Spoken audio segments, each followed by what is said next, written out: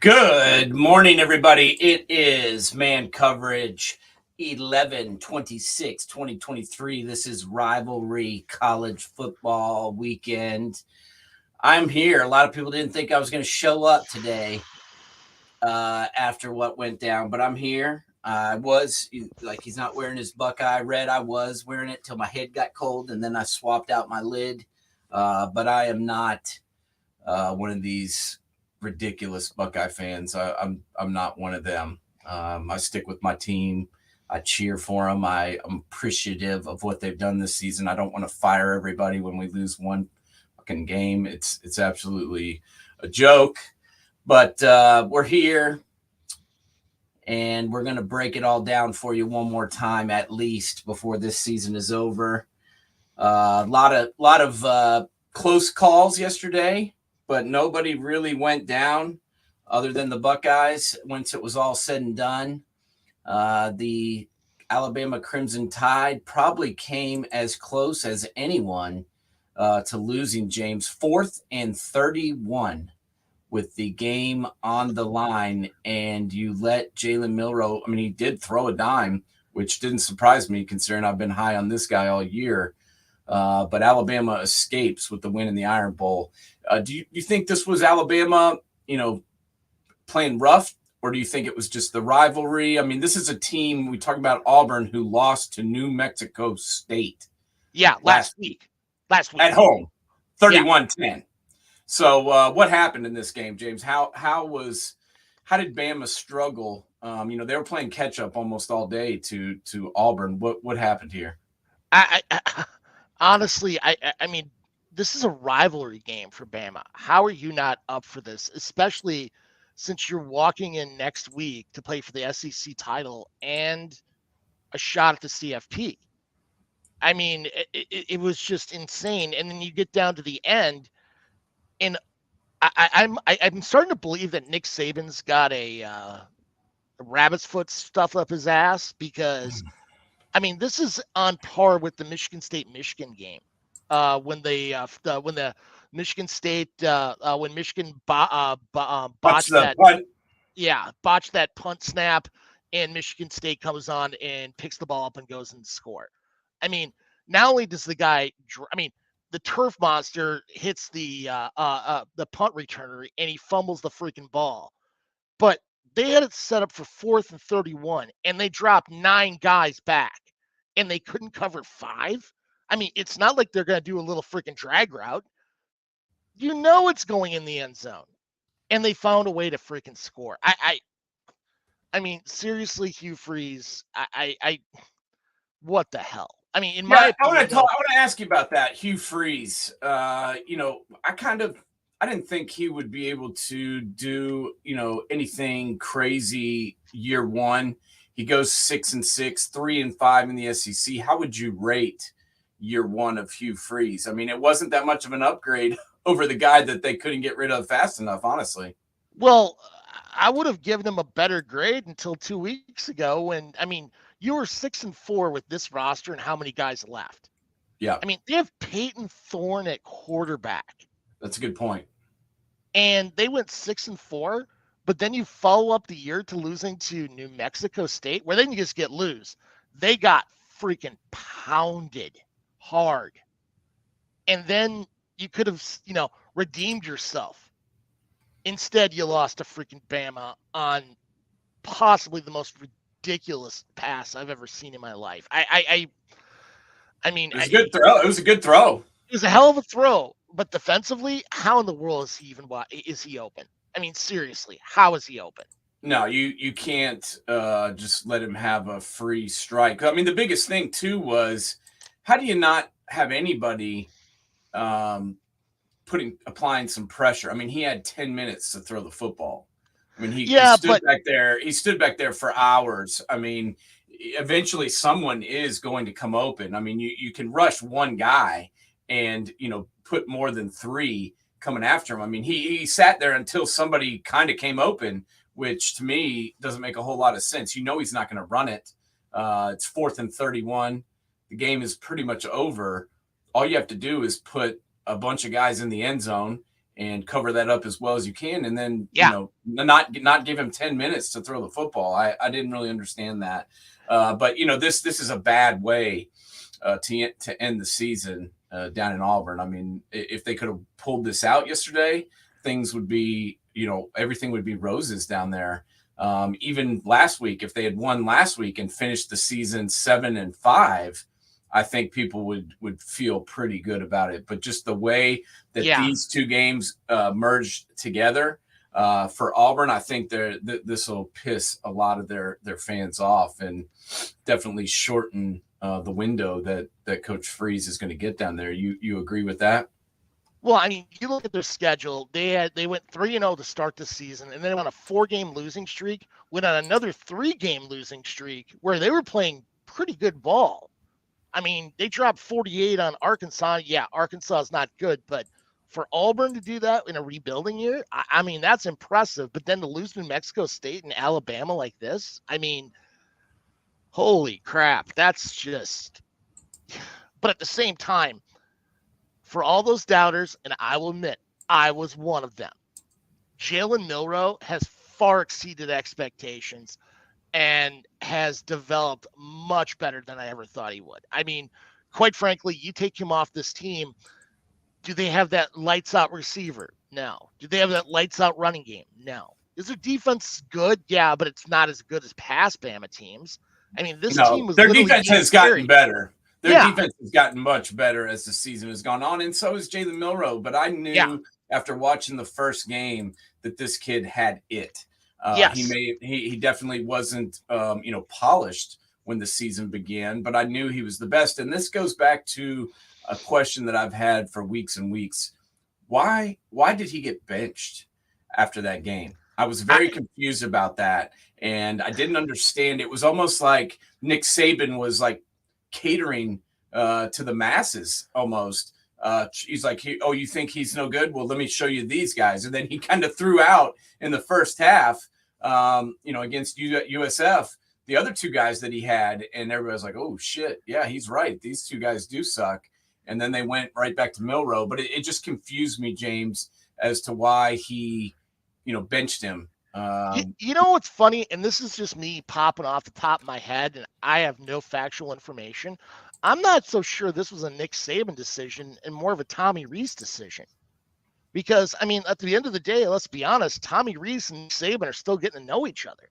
I mean, they don't know each other. And one of their quarterbacks has a relationship with Tommy Rees. So, I mean, it's possible, but if you had told me at the beginning of the year that Alabama would be 11-1, and it would be Jalen Milroe leading this team, I would have told you you're batshit crazy. I mean, I thought their quarterback play was their biggest Achilles heel this year. Yeah, I'm not surprised at all. I really liked this kid last year watching him, and came in without having much of any reps and still managed to win football games, in tight spots against A&M, against Ole Miss, several times when they had to take out the former Heisman Trophy winner. And, he played pretty well. And then I watched him this year and I'm like, man, this kid has got it. I think he's going to be damn good. And, threw a couple bad picks in that Texas game, but honestly, they were still right there until the end. And, he's just gotten amplified times better since then. Yeah. And it doesn't surprise me at all. But I still remember people calling me a moron for talking about how good he was. And now I'm not sure if there's many people in the country playing any better than him. I mean, Jaden Daniels. I mean, that's about maybe. it. That's about it. And he still is my Heisman Trophy winner at this point. And talking about Jaden Daniels. So, yeah, he's playing better. But other than him, I can't really think of anybody at this point. Well, here's a question I got for you. This just kind of popped in my head. I mean, their offensive line definitely took a step back this year. Now, I wouldn't take out Jalen Hurts, Bryce Young, and Milroe. But if you have Tua or Mac Jones or Brody Coyle or Greg McElroy playing quarterback with this offense, do you think they go 11-1? Because I sure as hell don't. No. I mean, I think 8-4 would have been a fucking would have been an accomplishment. I agree. I think to go 11-1 with this team I think this may have been Nick Saban's best coaching job Yeah, of his career. And I'm yeah, I saying that. I agree. mean, who the superstar on this? I mean, I know Jalen Milroe is a superstar in my book, but other than him, who's the superstar? There's no Derrick Henry in the backfield. There's Now, no Mark Ingram. There's no Brian Robinson Jr. I mean, there's nobody that really is a home run hitter, consistently. On the well, outside, there's nobody that scares me. As far as a wideout goes, their tight ends aren't as good as what I've seen in years past. And, we've talked about the defense improving, but this certainly isn't one of their better defenses oh of the God, Nick. no. I mean, on paper they were good, but I mean, Dallas Turner never turned that next corner. Kool-Aid McKinstry would get caught in bad coverages periodically. It was very unusual for this year's Bama team, and to finish 11-1 with a shot at the CFP is just remarkable. I agree. And I am waiting to see what happens with this SEC championship game because it should be interesting. But What's your prediction right now, just off the top of your head? If you had, I'm liking the way Bama's playing, and I do after too. I watched that game last night, and really Georgia beat Georgia Tech because they were more talented. It Yeah, wasn't like they were just playing lights out. I mean, they've had some better games as of late. They ripped apart UT pretty good, and also obviously they squeaked out that Missouri game, and then I'm trying to think of what was last week where they put up 59. but Um, I mean, you look at Tennessee. What's their best win on their schedule? Like when I saw they were ranked in the top 25, I'm like, come on. I mean, I look at their schedule, and UTSA is their best win. Yeah, they haven't had many good ones this year. That's for sure. This team, lost a lot from last year, and Tennessee was not up, and that's why, the schedule that Georgia has played all year, Oh honestly, yeah, hasn't really prepared them. I mean, like I said, they dropped 52 on Ole Miss. That was impressive, I guess, but that was probably their best win, wouldn't you Ole say? Miss's defense, especially their defensive line, is so susceptible. I mean, That's all. I mean, how in the world was Mississippi State in that game? Like seriously, that just shows you really. I mean, Ole Miss, what's their best win? Tulane without Michael Pratt? Yeah, probably. I mean, I look at the SEC and I'm like, strangely enough, if I use my Wisconsin math, New Mexico State is the third best team in the freaking SEC. Yeah, they could be. They could be, but we'll see what happens next week. I got Bama right now. If you had to hold a gun to my head, Yeah, I would agreed. take Bama over Georgia. But we'll see how it plays out. We've got to discuss what happened yesterday at 12 noon. Honestly, I thought the Buckeyes played pretty good. I was Yeah, there was a lot of pressure going into this game on the coaching staff, on the players, on the road. Obviously, Michigan was hyped and ready to go, playing at home. Really, their toughest test of the year. Struggled the last few weeks, but everybody was healthy for Michigan this year. They had the full tank of gas going into this game, and they played well. I mean, I have to give them credit. The play calling was pretty solid. Kept JJ McCarthy out of making any mistakes. And he doesn't really do that. He's not a guy that throws a ton of picks. He doesn't, their offensive line is so good. He rarely gets touched. Jack Sawyer got home once, and that was about it as far as yeah, the day goes of him getting touched. So good game though. I mean, this game went back and forth, and, the Buckeyes never, quit. They fought till the end and were driving to potentially, down 6. If they could have scored a touchdown and hit the extra point, they could have won. But it was a lot of woulda, coulda, shouldas. Right before halftime, I think, is where this game was lost. The Buckeyes were driving. They had a long pass to get down into scoring position. And then, the time management was not great. The decision making at the end to go for the field goal, which the guy makes it. They call the timeout. He has to kick the field goal again, and then he misses. That was rough. And I think going into halftime, all the momentum swung on that sequence there where Yeah, the Buckeyes missed out on points. Do you agree with that being crucial in this game, James, agreed. where points were at a minimum? Agreed. I mean, honestly, I view that as well as when Zinter got hurt. They're definitely. I mean, that's where Michigan just pulled away.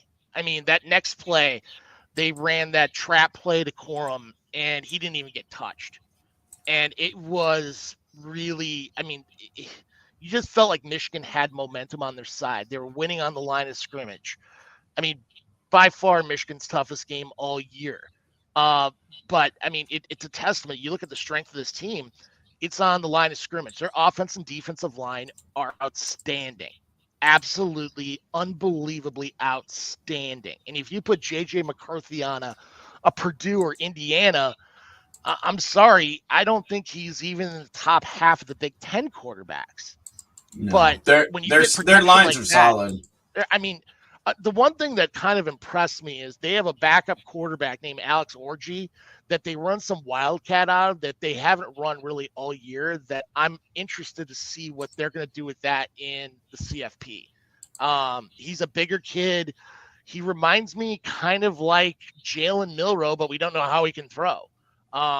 He's got that kind of mobility factor that Michigan hasn't had since, I mean, Denard Robinson, but he didn't have that kind of size that Orgy has. So, Well, let's talk about this first. What what do you think? Where do you think Michigan is at as far as playing in the CFP? Do you put Michigan up there with Washington? Do you compare them to Georgia? Do you think they can beat those teams? Whereas the last couple of years, they've struggled once they've gotten past this point. that's a really good question. Do I think Ohio State matches up better with a Washington, an Oregon, a Georgia? Yeah, I do. Um, but at the same time, you look at the strength of that team. Holy crap, their defensive line and their cornerbacks are out freaking standing.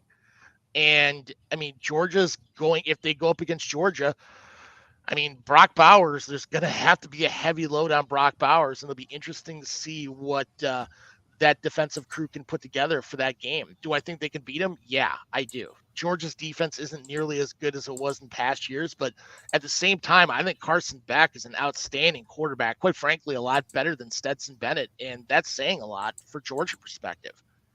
Yeah. Well, I don't know whether or not they can match up with Georgia.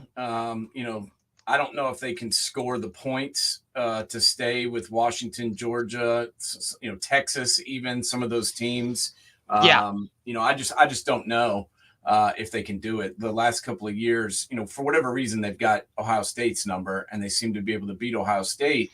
But it seems like, watching the game last year, the Buckeyes should have won that game against Georgia. They had a 14-point lead going into the oh fourth yeah, quarter and shanked the field goal. And we all know what happened, but they certainly proved that they could beat and stay with a Georgia team. And then Michigan couldn't get past TCU, who Georgia then beat by 65 points. So yeah. that was not a good showing. The year before, they got shellacked by Georgia. So I think they've got something to prove here.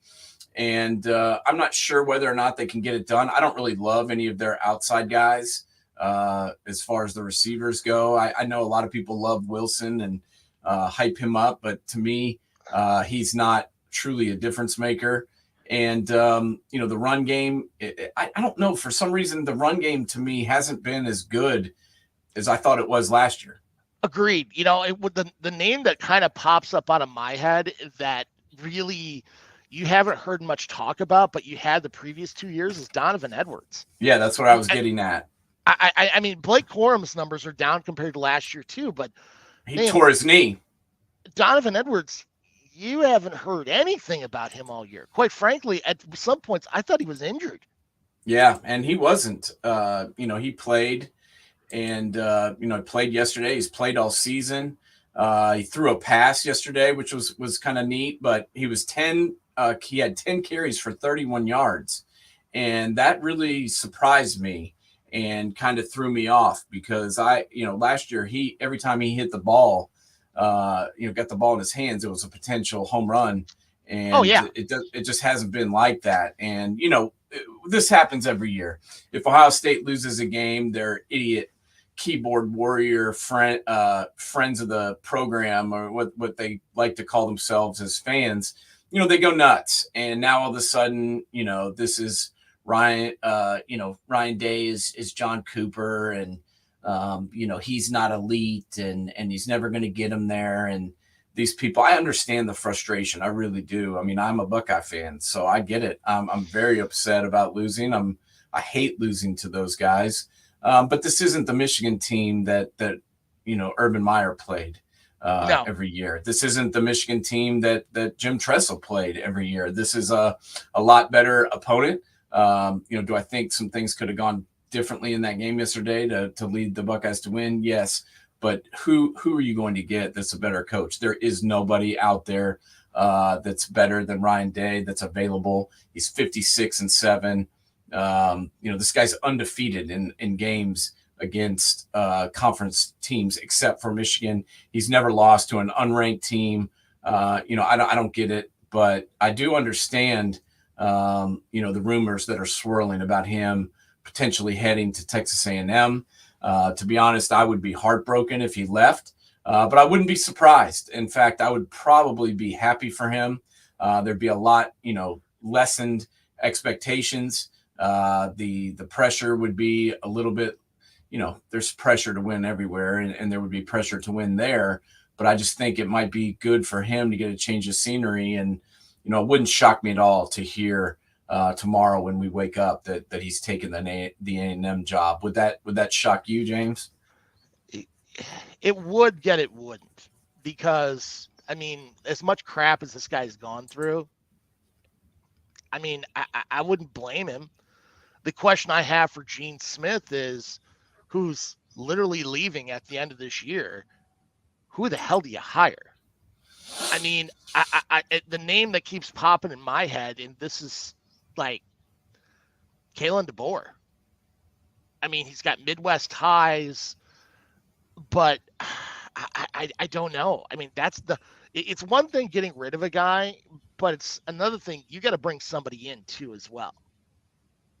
And who do you bring in after Ryan Day, who's had what's his record again? 56-7. Yeah, you're going to get compared to 56-7, of which 3 of those losses were to the same team. Yeah, I mean, expectations are just through the roof, man. I mean, it's just they're unrealizable expectations. People see what Nick Saban has done in Alabama, and they want their team to do that. Let me tell you, that is never going to happen again. There is no coach like Nick Saban. There is no Nick Saban anywhere else. There's never going to be another Nick Saban. I'm sorry. He just is the master. He's the best college football coach of all time, and he will be the best college football coach of all time. Now, do you want to go from winning 11, 12 games a year and playing for the college football playoff to being mediocre? If you're willing to take that risk, go for it. But that's what I see happening here. If Ohio State, were to move on from this guy, or if he were to move on, it spells disaster to me, because there's going to be nobody that wants this job, and I certainly wouldn't want it, because there's no way to win. I mean, if you win every game, then they'll love you. But if you lose one game, they want you gone, and that's just those are not real expectations, James. Here's the problem I have mostly with Ohio State fans right now. Is I'm old enough to remember when Urban Meyer got his shit kicked in by Iowa, by Purdue. There are other games. I mean, name me a game where, hell, Ryan Day got taken to school. You can't. No. Where Urban Meyer did, and you never heard one person ever explain, go out there and talk about him getting fired. And he lost to Purdue and Iowa. Bad. I mean, when they drop a 50 spot on you, that's a problem. Yes, I agree. But, he beat Michigan, and so nobody cared. I guess. I don't know. I really don't understand it. And I've never understood it. I don't get why people are so critical of this guy. I'll never understand it. It's almost like the record isn't what it is. It's Yeah, almost like he's not 56-7 because people don't give him the credit for it. I mean, even last night I was done watching football, honestly, after this game ended, but I didn't want to have no clue what I was talking about. So I watched the rest of the games, and it was like every time they went to Booger in the studio, he's like, Ryan Day got out coached, by the interim coach and everything. And I'm like, man, I don't know about that. I mean, it was a tough game. He put him in a position to win, in my opinion, just like he did in yeah, the Georgia game. You can't put it all on the coach. At some point, the players have to make the plays and win. As you mentioned, I would have liked to have seen them throw the ball some more to Marvin Harrison Jr. But I mean, come on, man. He had 118 yards and a touchdown. I mean, he only I had know. 5 catches, but you can't throw it to the guy every time. I mean, it's not like they weren't double covering him. It's not like they didn't know where he was on every play. They did. Could you have still thrown some more balls to him? Potentially, but I don't know. I don't see where this guy can't coach. I mean, he can, and as you mentioned, they've never gotten roasted in a game since he's been there. Even when they lose, if they lose, it's a tightly contested ball game, and they've always got a shot to win at the end. So I'd take this guy as my football coach anyway. The other thing you don't get is this guy is a good person. Yeah, He is a good human being. He cares about his players. He cares about the program. He cares about other people, and that sometimes isn't always the case with some of these other coaches. So I don't know. I don't know what you do, but I just don't see. There's no one out there to get. And as we talked about at nauseum throughout the year, we thought Jonathan Smith would get a job elsewhere. I was pretty certain he would be on the move. I wasn't certain that he would go to Michigan State. I don't know why, but that kind of surprised me that he would want to go there. What did you think when you heard that Jonathan Smith was taking the Michigan State job? um, it kind of surprised me because and it made me wonder in some ways, was he talking to UCLA too as well? And that's why they were considering dumping Chip Kelly for that. Um, I like it, yet I don't. The reasons why I don't is what kind of recruiting connections does he have in the Midwest? None. I mean, he literally has none. So his assistant hires are going to be vital. Now, it's pretty blatant that we all believe that Jim Harbaugh will not be the coach next year in Michigan in 2024. And my guess is Sharon Moore will definitely be the next probably coach at Michigan. If there's a time you could basically do what Nick Saban did when he was at Michigan State and really recruit hard to that state. I mean, people forget when Nick Saban was there in East Lansing, he got guys like Charlie Rogers, Jeff Smoker, TJ Duckett. I mean, the list goes on and on and on of huge recruiting wins going up against Michigan in their home state. But at the same time, he's going to need some people who can recruit. And I mean, his assistant coaching hires are going to be vital in this next move. Well, it's going to be tough. You know, winning winning at Michigan State is hard enough, Yeah. but now winning there with these teams, UCLA, USC, Washington, Oregon. I mean, he's going to have all the teams that he had to play in the Pac-12, plus Michigan, Ohio State. It's going to be a tough gig, in my opinion, especially considering the state of the program there. Yeah. I don't know. I just think it's going to be hard to win there, in It my is. opinion. I mean, because you're always going to be second place in that state. Now, with Harbaugh gone, is it going to help? Because Is Sharon Moore as avid of a recruiter as Jim Harbaugh is? I mean, I don't expect Sharon Moore to be staying overnight on an official visit at a recruit's house like Jim Harbaugh did. I heck, I don't expect Jonathan Smith to do that. But what he did at Oregon State was goddamn Unreal. amazing. Unreal. I expected this guy to get hired. I expected this guy to get a high profile job, but I'm not sure he took the best one, in my Yeah. opinion. Well, I mean, their athletic department's a freaking mess. I That's mean, what I'm unless you've saying. not been reading the news, outside their basketball program, I mean, they've got problems galore. And now you're going from the frying, you're going right into the frying pan right off the bat. Yeah, I don't know if this was a great move for him. Um, just based on where I think some of the other options that might be available to him might be better, and that's what concerns me. But let's You talk know, about go ahead. no, finish your thought, please. If I'm Oregon State, I'd be looking at Bronco Mendenhall to take over Jonathan Smith's place. People haven't talked Yeah, about him, but everywhere he goes, he knows how to build a program, and the identity he wants to build is already preset in Corvallis. yeah, no, I could see that. Um, my question is, who's going to want to take that job now that they don't have a conference and are trying to find out what they're going to be doing Yeah, as far as living their college football life as a program. No one knows where that's going to be, so I think they're going to have a tough time luring people there. But that is a potential name for that job. And I want to get into the carousel here in a minute, but I want to talk college football playoff first. yeah.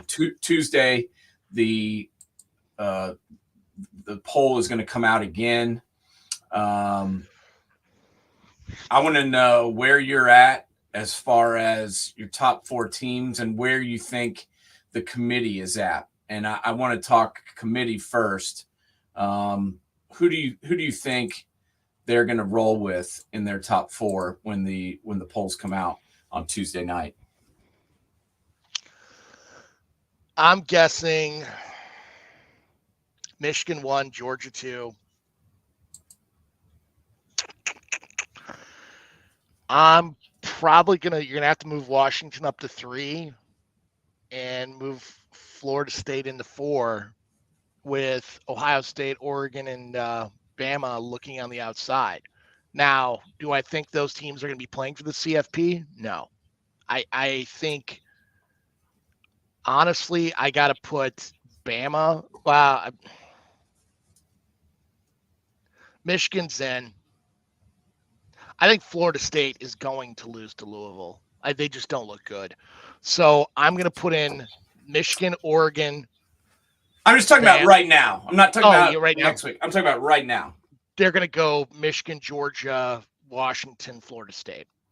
Yeah, I think that you're probably right. Yeah. But I've got to be honest. If I was doing it right now and I had to pick, the four teams that I think deserve to be in the college football playoff and the four best teams. Okay, let's do that. Let's just say the four best teams right now. I've got Georgia, Michigan, Washington, and Oregon. Those are the four teams I've got right now that should be in it. Now, I know that Washington and Oregon play each other, and that's going to change things. My question is, what happens if Oregon beats Washington, and then you've got both those teams with one loss? Do you just throw both those teams out? I don't think so. I think if Oregon can beat Washington, I think Oregon is in. Do you agree with that? I agree, 100%. So I really feel like that. I mean, I don't think there's many teams playing better than Oregon is playing right now. Well, not only that, look at their strength of schedule. I mean, their strength of schedule is unreal this year. And I mean, that's where I look at Georgia, especially if Auburn beat Bama last week. And if Bama would have beat Georgia, even with one loss, I think Georgia's out. Because what's their most impressive win? Missouri? And I think Missouri's too high. Wouldn't you say? Yeah, Missouri, I think, is overrated. I think they have a good record this year, and they've looked good at times because the SEC is weak Yeah. from top to bottom. Although what confused the hell out of me yesterday was the Kentucky win over Louisville.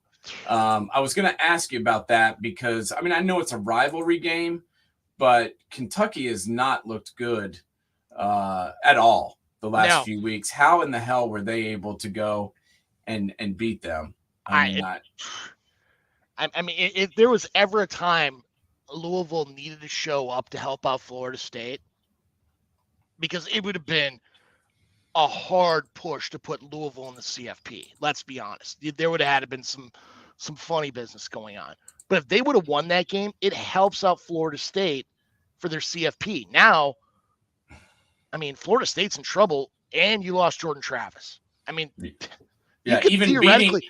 even beating Louisville doesn't really help you that much. No, At my it doesn't point, at all. Is Louisville still going to be ranked in the top 25? Yeah, but everybody's going to sit back and say, what if? yeah, Well, they beat Notre Dame. Yeah.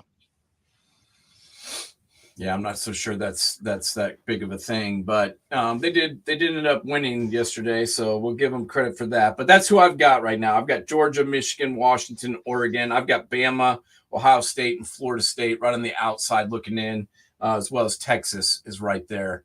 Those last four I didn't have in any particular order. Those are just this would be a great year for the 12 team Oh, God, playoff. yeah. This Oh, year I think absolutely. is probably would be the best year to have 12 teams play for it. Not that there's 12 teams that could win it, but I feel like there's eight that definitely could. So Yeah. I think so. I like your name there. Do you think Stoops turning down the A&M job, does that surprise you at all? It doesn't surprise me. No, it doesn't surprise me in the least. He just got a big raise, James. Yeah, but there is one job that I could see him leaving for. There are two. Um, if Kirk Ferentz leaves Iowa, I could see him taking the Iowa job, and I could see him taking the Ohio State job. But I don't think that's a good fit. I really don't. Yeah. So you I want to mean, fire Ryan Day and hire Mark Mark Stoops? Stoops. No, Yeah. no. Grant, This is he's from Youngstown. He's a good coach, but can yeah. he win you a national championship?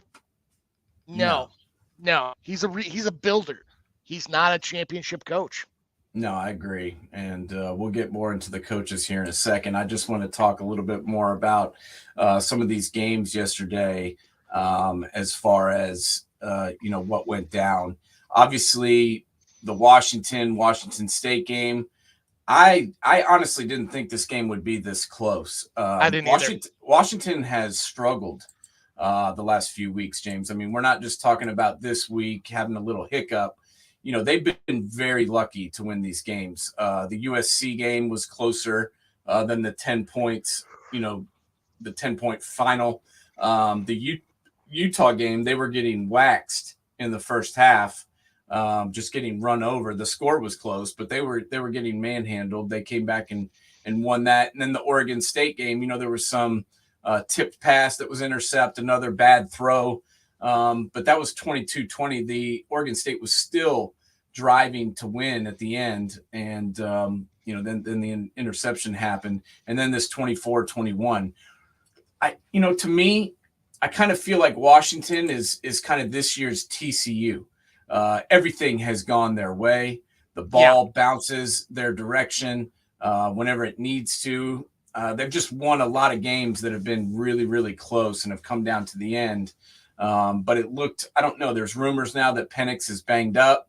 I feel like they're walking into a shitstorm next week against Oregon. What are your opinions of Washington as a whole on this season, and where do you think this Pac-12 championship game is going to end up looking like when it's over? I was very high on Washington going into this year. Unless you've been living under a rock, I'm huge on Caleb DeBoer. his entire coaching career. But ever since the Oregon game, they've just not been the same. I mean, yeah, they're banged up. Yeah, they were having illnesses, but they just don't have that spark they did early on in the season. And you're going up against an Oregon team that just is playing incredibly well. Not only through the air, from Nix to, Tony Franklin, who came down to become their all-time leading receiver in school history, but their running game. I mean, Bucky freaking Irving once again is showing out. And that defense just keeps getting better and better and better. I mean, hell, look what they did yesterday to Oregon State. I mean, Yeah. they completely piss pounded them. And honestly, I look at Oregon, Washington, the championship.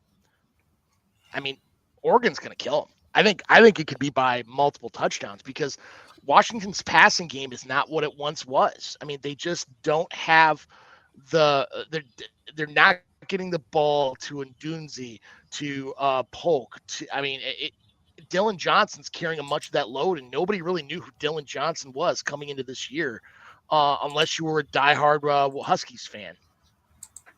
Yeah, I agree. And this is a big game. I mean, of all the conference championship games, I mean, obviously Bama and Georgia, they play every year. It's still exciting. I think it'll be an interesting game to watch because these two teams, kind of should match up pretty well against one another. But I feel like this Pac-12 championship is by far the biggest game of the weekend. You agree with that? Oh, 100%. I mean, there are some games, unless you really have to watch them, would you? Like the Big Ten championship? I mean, unless you're really struggling falling asleep, any doctor in America should be prescribing watching Iowa play offensive football because that will knock you out in a heartbeat. Yeah, it's better than Ambien. Oh my God, they're horrible, and what a disaster! Honestly, this Big Ten West, it's been a disaster for years. And why they don't fix it, why they don't do something, I have no idea. But it's a freaking joke, and it makes me sick. I mean, it's a waste of time to play this conference championship game, and I really don't. I don't understand it, and I don't get why this hasn't been fixed. And I understand it'll be changed next year, but this has been a waste of a conference championship game for about 5 years plus, James. And it's a bad look for the conference as a whole, in my opinion. Let's talk real quick about some of these coaches that are going to be on the move. I don't know if you heard the word coming down, but it sounds like Tom Allen is going to get fired from Indiana. And kind of expected. But what to me is interesting about it is he has a $20.8 million buyout, which when this is official, it'll be the third largest buyout in college football history. Kind of shocks me to think that Indiana is going to pay somebody $21 million to go away. Does that surprise you at all that they're doing that? No, because of the simple fact of look at that Big Ten contract for TV revenue, which blows everybody else out of the freaking water. The problem I come back to Indiana is this: who the hell are you going to get? Yeah, that was my point. Who are they getting? Who is going to go and coach Indiana football and think they're going to win? I mean, the guy who I think they're going to go after is Womack down at South Alabama, who's got ties to Indiana. Obviously, Kalen DeBoer does, but if I'm Kalen DeBoer, do I want to go to Bloomington right now? I wouldn't. Leave his championship caliber team to go to Bloomington? Not happening. Yeah. So, I thought Tom Allen, from a recruiting standpoint, probably was their best recruiter since Mallory. I mean, he's done a phenomenal job, but at the end of the day, they're playing the Big Ten, and it's tough. I mean, there's no easy outs anymore, especially now with the 18-team conference, where at some point when they go to 24, when they're going to have to play Oxford and Cambridge at some point, I mean, it's just going to get more and more insane. Yeah. It's crazy to me to think that the Hoosiers are going to pay a football coach $21 million to not coach. That's just crazy to me. I want to get your thoughts too on who's next. I mean, there's going to be more firings. There's going to be more guys losing their job, and I want to know who you think is the next one to go down? Um, that's an interesting question. Honestly, I don't know right now because maybe Halfley at Boston College, I could see. Um, that seems like a logical fit. Granted, that's such a tough job now in this new world. I feel bad for Halfley because I think he's a really good coach, and quite frankly, I think he's going to be a defensive coordinator very quickly. Hint, hint. USC, Jim Leonard, Dave Aranda. Oh, another name, Dave Aranda. I could see on the hot seat too as well. You got to bring in somebody who's got some attitude into LA for that defense if you're going to the Big Ten.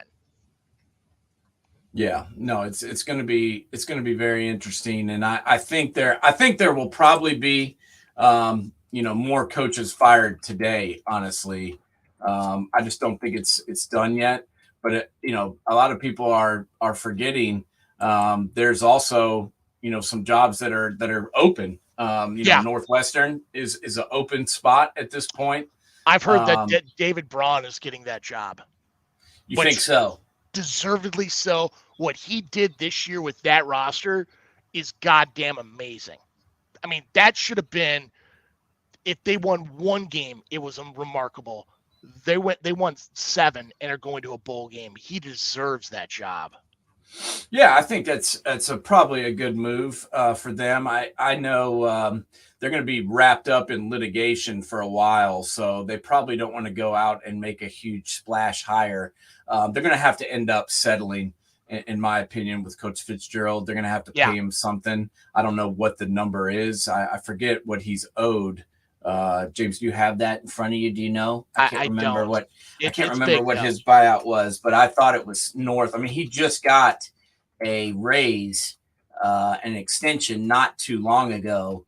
And I believe it was right after the 2019-2020 season. And so I just have a hard time believing they're going to go and make a big flash hire. He signed a 10-year, $57 million dollar contract in 2021, I believe. So that would have kept him in Evanston through 2030. And he was fired this year, so they're going to owe him north of $40 million bucks as we Yeah, stand. and this is a school that's planning on doing an $800 million stadium too as well. So I'm not so sure that they don't have the cash just to blow out. Granted, Pat Fitzgerald was an icon in Evanston. I mean, this is a guy who his professional career only spent 4 years, 4 total, away from that school.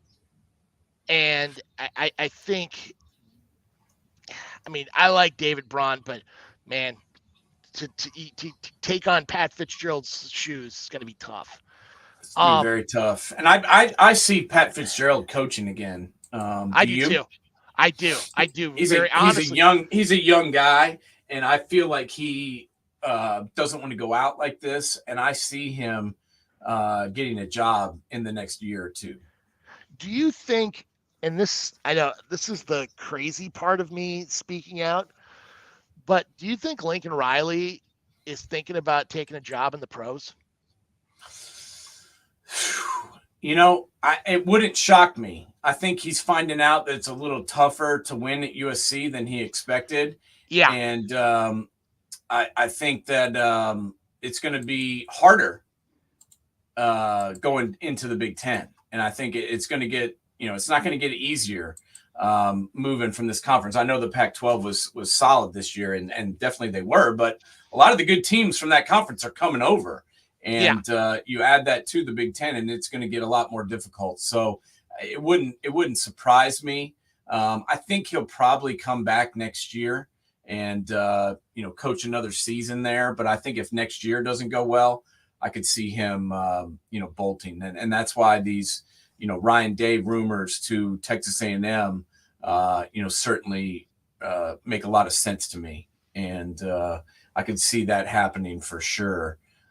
Because of the fallout. I mean, these people are just not going to let this go. They want answers. They want somebody blamed for this. You're not going to fix this by firing a coordinator.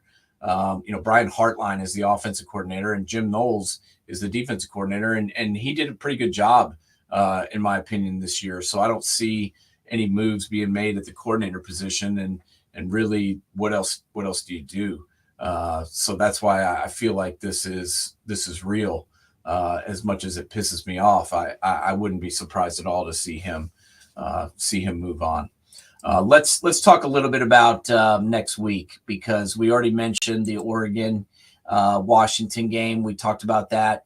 The Pac-12 championship. We talked about Georgia and Bama. The game we did not discuss is Oklahoma State, Texas.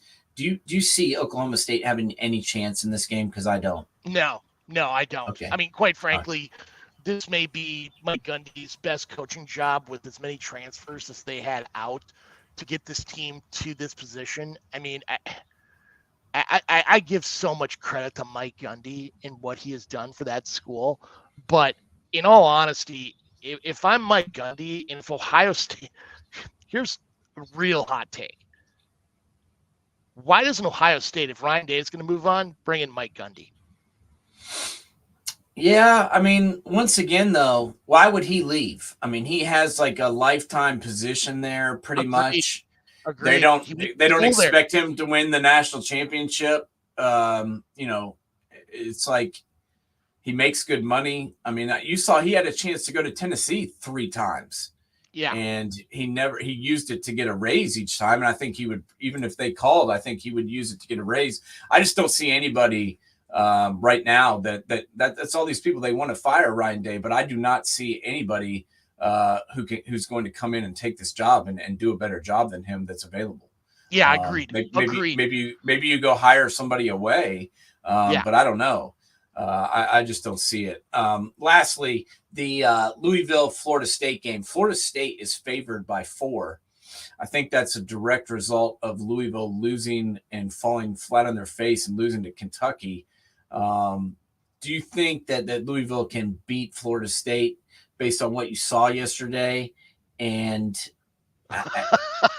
where does this 4-point line come from? Is my question, I guess. I can only imagine the people in Vegas had to sit there watching yesterday's games and were like, "What the hell do we do now?" Watching I guess both they get 4 points because they're undefeated. I don't know. I think it's a lot of it. What they're throwing a number out there, and I think this is the number that could change the most based on the betting line. If Louisville plays the way it did yesterday, yeah, Florida State's going to kick the crap out of them just because they're going to run the ball all over them. But I mean, we've seen Louisville come out and play gangbusters too as well. I mean, that's the most confusing game of all of them. One I'm really looking forward to watching, and I'm not going to lie, I'm kind of a homer on this one. I may have to have 2 TV sets up, is the Friday night game in Lynchburg, Virginia, Williams Stadium. That's right, the New Mexico State Aggies against the Liberty Flames. I'm actually looking forward to watch this game because, I mean, talk about 2 teams that are playing really good football right now. And it's a group of 5 game. I mean, what Jerry Kill has done at New Mexico State is freaking amazing. It's crazy. It really is. And especially, after watching the Bama game yesterday, it just makes that victory down in Auburn, last 2 weeks ago, even that much more amazing. What blew me away was Kentucky beat Louisville 38-31. And, it wasn't like they had a huge day. I mean, Devin Leary threw for 200 yards.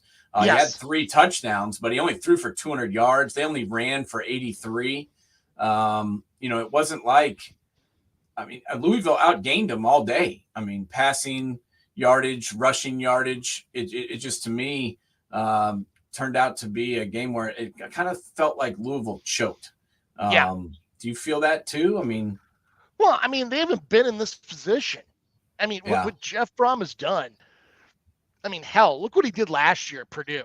He took him to the Big Ten championship game with, they didn't have much. And now you go to Louisville year 1. I knew looking at his schedule, he was going to have a good year. Did I expect this? Hell no. No, not in a this million years. this Ray Davis kid is legit on Kentucky, man. I mean, Oh yeah. 3 touchdowns yesterday. He had 2 receiving touchdowns, and then he ran for another one and had 14 carries for 76 yards, 51. He had over 120 plus yards total offense. He's been their offense pretty much all year. Oh, absolutely, 100%. So we'll see what happens, but it's going to be interesting to watch as we move forward as far as this coaching carousel, because we have not heard the last of it. I believe Dana Holgerson got fired today as well from Houston. That wasn't I was wondering if surprising. that was going to happen. Yeah. Yeah, I heard that. I don't know if it's been marked as official yet, but I've heard that is going to be official as of today, and we're going to see some more moves. I think definitely before the weekend is over. I mean, the one move that kind of shocked me that it's not going to happen is Sam Pittman. I thought Sam Pittman was as good as gone at Arkansas, and Hunter Yurcich is really keeping him around for one more year. It could partially deal with KJ Jefferson basically asking him to stay. So, yeah, I hear you. So we'll see what happens moving forward. But it was an interesting day to say the least. I mean, you had the Bama 4th and 31. You had the Kentucky beating Louisville. You had Florida State coming back. At one point, I was looking down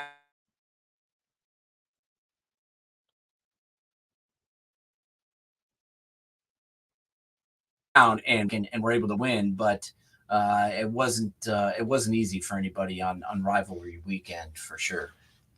yeah, it was interesting, but let's be honest. On any college football Saturday, some of the craziest shits happened. So. That is true.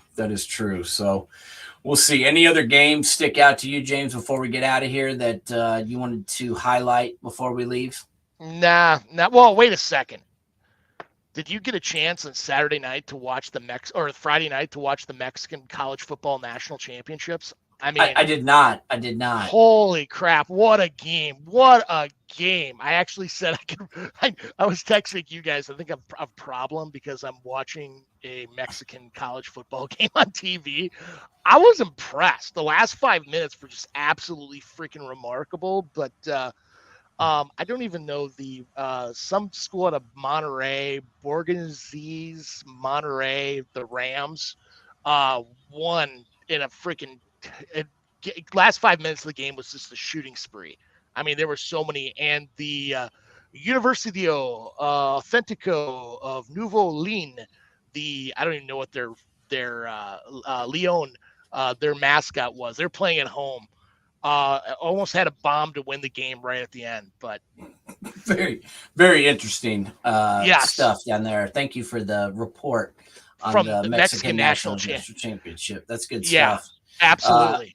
I was also trying to figure out, I thought Sam Hartman was brought into the Notre Dame offense to help them get better. And then I watched him yesterday throw 14 passes against Stanford, who is 0-7 in the Pac-12 this year, 3-9 overall. And Sam Hartman couldn't complete a pass. So that was kind of confusing to me. If they didn't have Audric Estime running 25 times for 238 yards and 4 touchdowns, the Irish, could have gotten beat there. So I thought that was kind of interesting as well, because I didn't really see that coming. I thought Sam Hartman might be able to complete some passes against the Cardinal. Well, did you see the week before when they played Wake at home? Yes. That they honored Sam Hartman's career at Notre Dame. And Dave Clawson was basically saying afterward, he's like, God, I remember Sam Hartman being at our school for 5 freaking years, and Notre Dame rented him for 1. And at the end, it was like, Sam Hartman, we love you. I'm like, he was there for 4 months. 4 months. You shouldn't get to go through senior day if you're on a team for like 90 days. I don't think that counts. It's like Russell Wilson saying he went to Wisconsin. You were there for 4 months. Yeah, dude. It's like a Kentucky basketball player going through senior day. So not cool. But we'll see who else gets canned. We'll see if Ryan Day takes the Texas A&M job. Honestly, I love Ryan Day so much that I kind of hope he does. I would be happy for him and his family and go, make 80 million bucks. And even if it doesn't work out there, he'll get paid, 70 million to go away. So I hope he goes out there and beats the crap out of the Buckeyes. That serves them right. Hey, who knows? Ryan Day could go south of the border too, as well, to the Universio Authentico Nuevo Leon. Come on, start a program down there, make them become the national powerhouse. I always say that if you fire a coach and he gets hired, the same day or the same weekend, that's usually a pretty good sign that you're not making the right decision potentially. Yeah. So we'll see what happens, but I'm still kind of upset. In case anyone hasn't noticed, I'm a little fluttered today because it's the game. Let's be honest. It put my whole day into a spin. I'm shocked. Last week's show, you didn't put man coverage. You had an X over the M's. Come on. Yeah, no, I hate them more than anybody, but I'm not an idiot, so we'll see. But good looking out. College football going into conference championship weekend. Always a fun weekend for sure. We got a couple of good games. Technically, week 14 will be coming up, and we'll see if Oregon's able to beat Washington. We'll see if Bama can take down Georgia. I just want some crazy stuff to happen. I don't even care who wins anymore, but I do want some crazy outcomes. You know what I'm saying? Like Iowa putting up 50 points in a game. That's not going to happen. That's not going to happen. That's when we know there's a sign of the apocalypse with Iowa puts up 50.